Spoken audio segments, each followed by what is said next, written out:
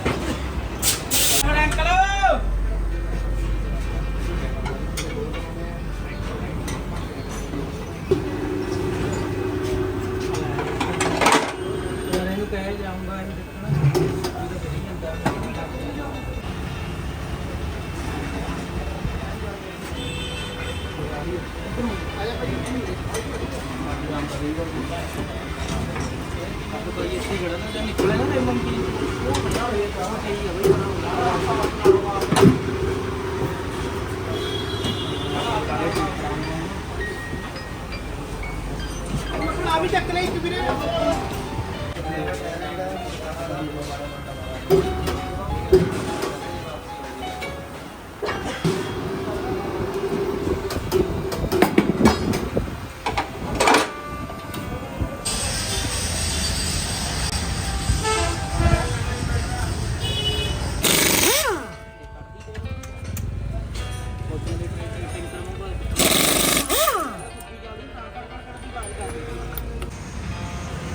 ਤੇ ਫਾਈਨਲੀ ਆਪਣੇ ਟਾਇਰ ਜਿਹੜੇ ਪੈ ਚੁੱਕੇ ਆ, ਤੇ ਇਹਨਾਂ ਦੀ ਲੁੱਕ ਤੁਸੀਂ ਚੈੱਕ ਕਰ ਸਕਦੇ ਹੋ।